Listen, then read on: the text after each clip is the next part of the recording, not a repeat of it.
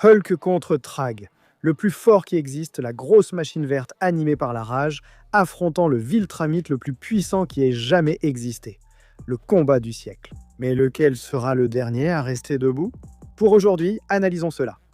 Bruce Banner n'était pas censé devenir un monstre, mais il était censé être l'un des hommes les plus intelligents de la Terre. Banner était un brillant physicien nucléaire qui travaillait sur un essai de bombe gamma pour l'armée américaine quand tout a mal tourné. Un jeune homme nommé Rick Jones s'est aventuré sur le site d'essai et Banner a couru pour le sauver. La bombe a explosé et Banner a reçu toute la décharge de rayonnement gamma. Mais au lieu de mourir, Bruce a changé.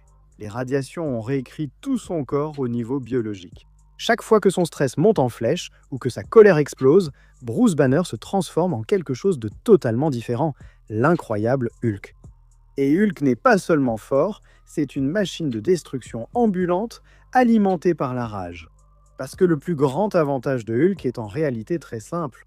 Plus Hulk devient en colère, plus il devient fort. Sa force n'est pas fixe, elle augmente. Plus un combat dure et plus Hulk devient furieux, plus il devient puissant.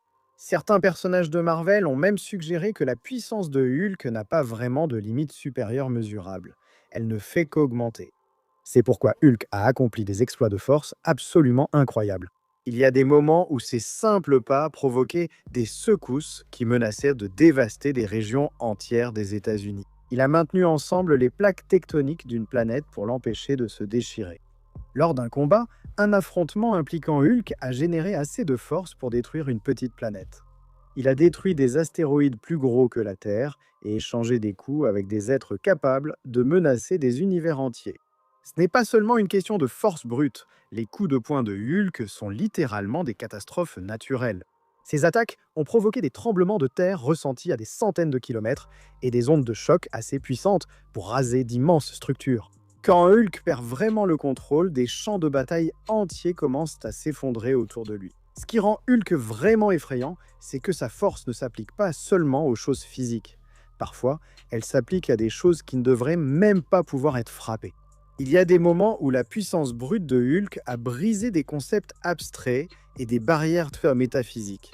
Il a défoncé des murs dimensionnels et des barrières entre les réalités. Il s'est frayé un chemin à travers des distorsions spatio-temporelles, a brisé des champs de force conçus pour contenir des êtres de niveau cosmique et a même fissuré des constructions faites de pure énergie ou de matière conceptuelle. Il y a même un moment où Hulk traverse littéralement l'espace-temps, à coups de poing, forçant son passage à travers une dimension scellée uniquement par sa force brute. Pas de magie, pas de technologie, juste de la colère et des muscles. Et ça paraît ridicule, mais c'est un peu ça, le principe avec Hulk. Plus il se met en colère, plus les lois normales de la physique cessent de s'appliquer à lui. L'espace, le temps, l'énergie, tout finit par devenir juste une autre chose que Hulk peut détruire.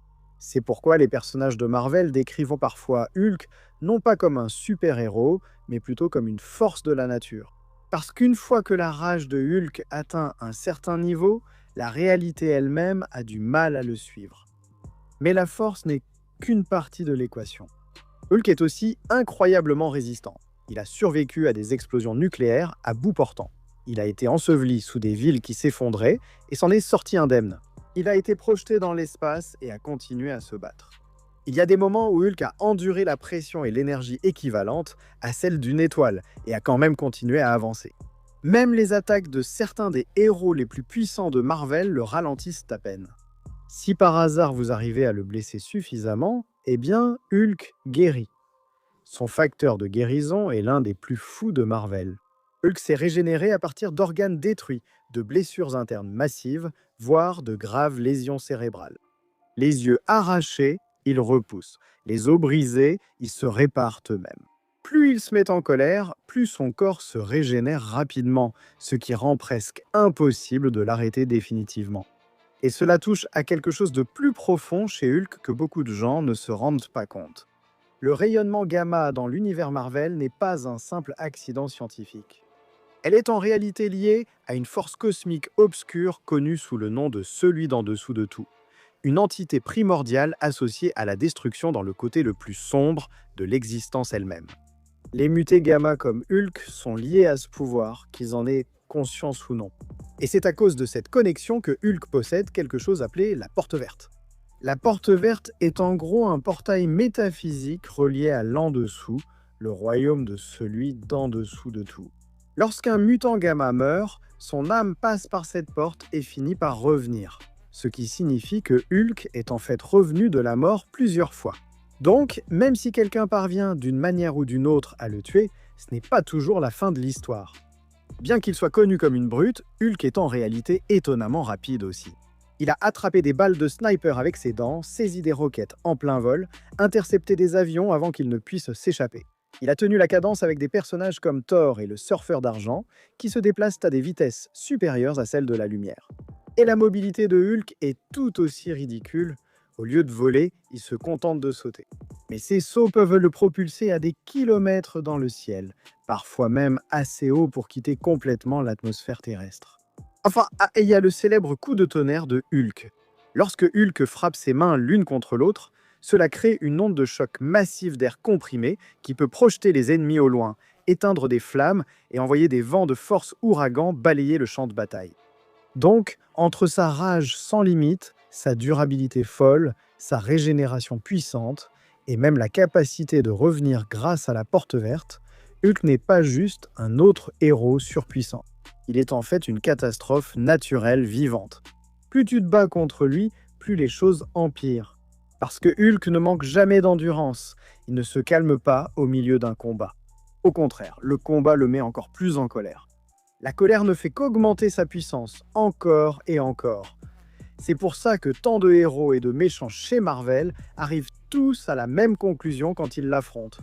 Si Hulk devient assez en colère, il n'y a peut-être vraiment aucune limite à la force qu'il peut atteindre. Dans l'univers d'Invincible, il ne manque pas de menaces terrifiantes à l'échelle galactique. Omni-Man, Battle Beast, Conquest, des personnages capables de détruire des planètes, de traverser l'univers à des vitesses supérieures à celles de la lumière et de décimer des armées entières sans même transpirer. Et puis il y a Thrag qui les surpasse tous. Grand régent Thrag, le Veltramite le plus puissant qui ait jamais existé, le dirigeant de l'empire le plus puissant de l'univers, et honnêtement, l'un des personnages les plus impressionnants de toute la bande dessinée. Alors, voyons qui est ce type, d'où il vient, et pourquoi personne dans cet univers ne pouvait l'arrêter. Donc l'histoire de Thrag ne commence pas par un accident étrange ou un coup du destin. Il n'y a pas d'araignée radioactive, pas de planète mourante, l'envoyant vers un nouveau foyer. L'origine de Thrag est bien plus délibérée et honnêtement bien plus troublante que ça. Il a été conçu pour ça.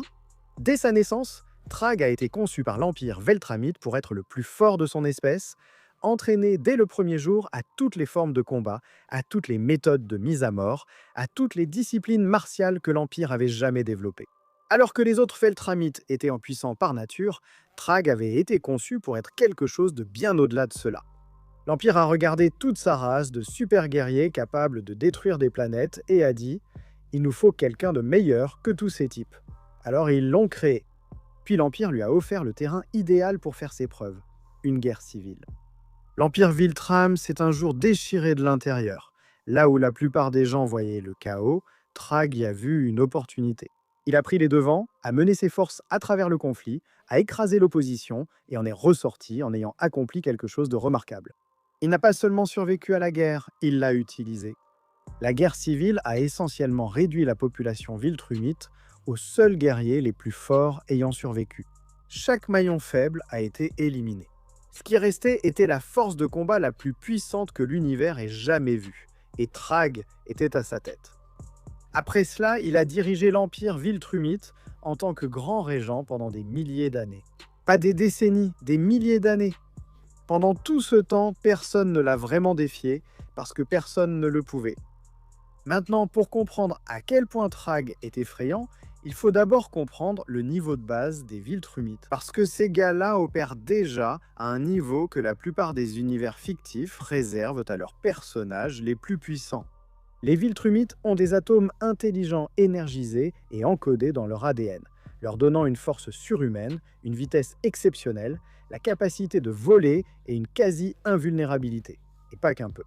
Les Viltrumites d'élite sont de vrais destructeurs de planètes. Nous avons en fait vu Omni-Man, Invincible et Thétis traverser physiquement la planète Viltrum, qui fait 2 fois la taille de la Terre, et la briser avec leur corps. C'est la base sur laquelle nous nous appuyons.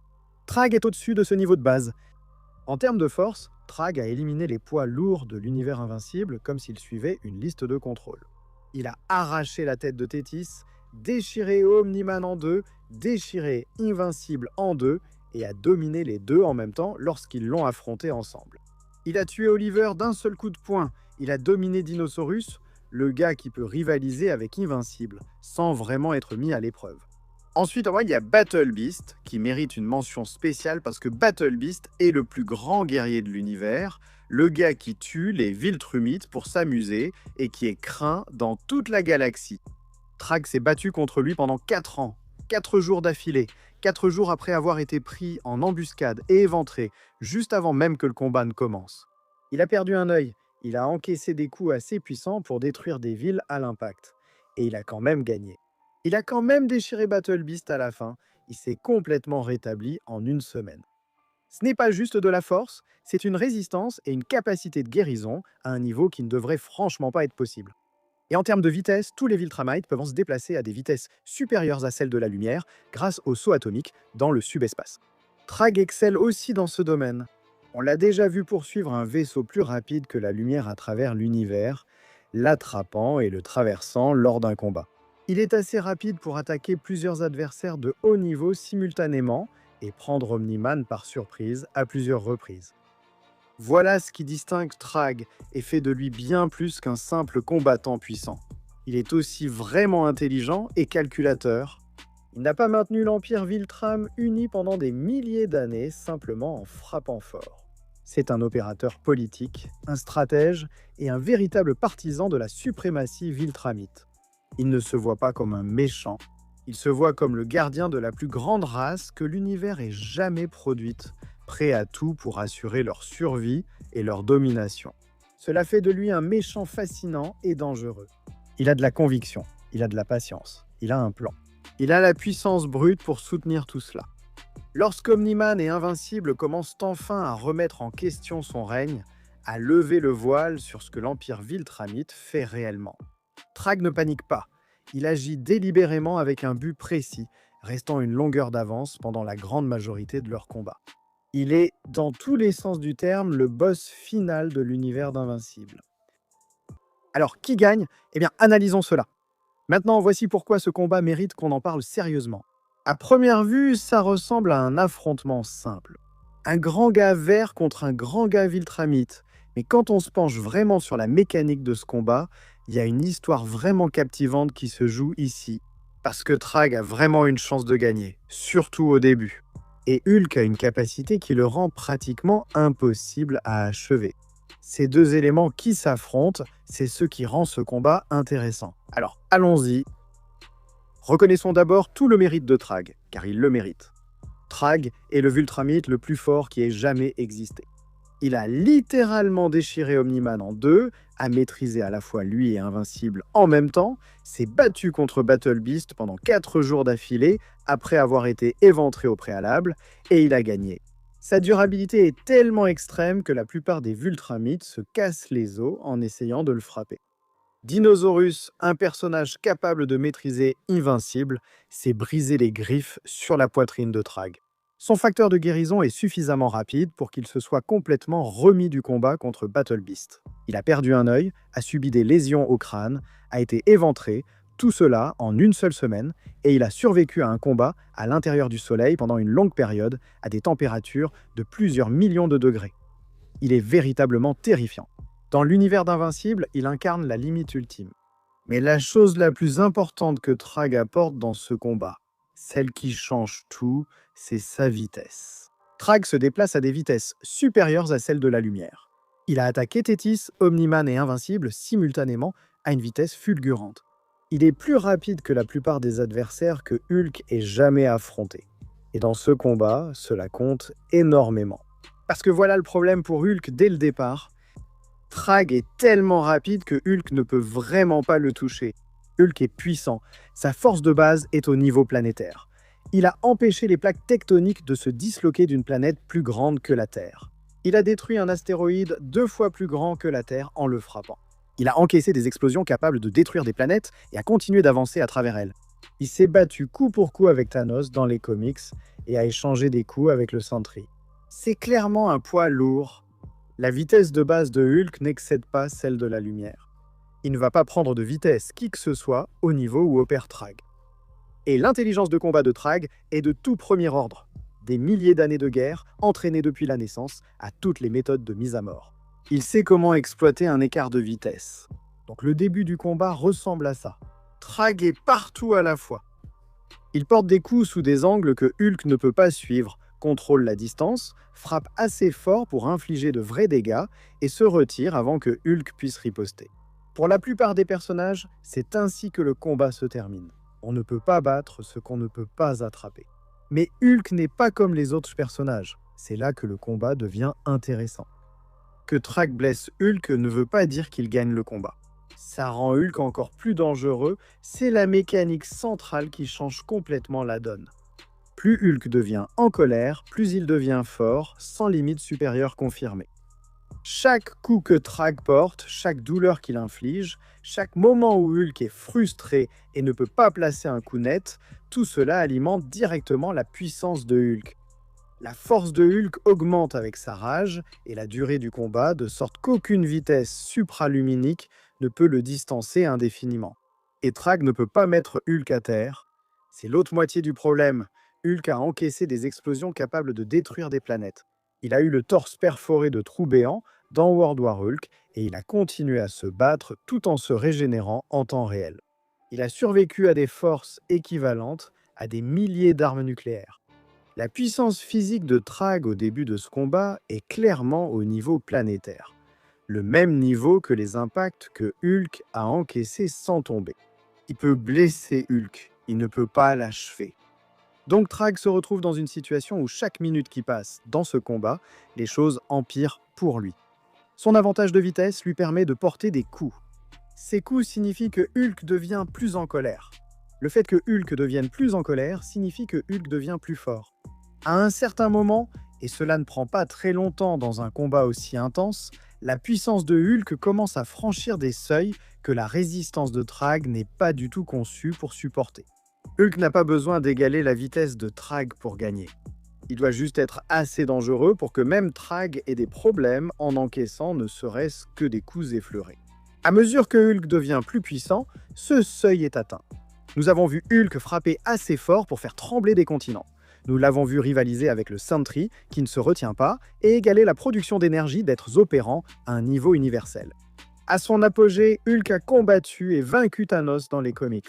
Un personnage qui encaisse des trous noirs ignore complètement le surfeur d'argent et surclasse Thor. Trag a prouvé une durabilité exceptionnelle en survivant dans le soleil et en combattant Battle Beast alors qu'il était éventré. Ce sont vraiment des exploits incroyables, mais la durabilité de Hulk, c'est d'absorber des explosions capables de détruire des planètes, d'encaisser des forces équivalentes à des milliers de soleils et de guérir littéralement de tout ce qui lui arrive. L'écart de durabilité signifie que lorsque Hulk finit par toucher, et il le fera parce que Trag doit rester à portée pour continuer à se battre, le coup n'est pas du tout dans la même catégorie que tout ce que Trag a déjà encaissé. Ensuite vient l'aspect psychologique. Trag est intelligent, discipliné et calculateur, mais il n'a jamais vraiment combattu quelque chose qui fonctionne comme ça auparavant. Dans l'univers d'Invincible, la réponse à la question « Comment battre Trag ?» est qu'on ne peut pas en un contre un. Il n'a jamais été dans un combat où l'adversaire devient plus dangereux, plus le combat dure. C'est un problème totalement étranger pour lui, sans mauvais jeu de mots. Et son instinct de continuer à attaquer, de continuer à infliger des dégâts, joue activement contre lui. Trag peut facilement tenir lors des premiers rounds. Sa vitesse lui permet de dicter le combat, d'infliger des dégâts et d'éviter les contre-attaques de Hulk, d'une manière qui mettrait fin à la plupart des affrontements.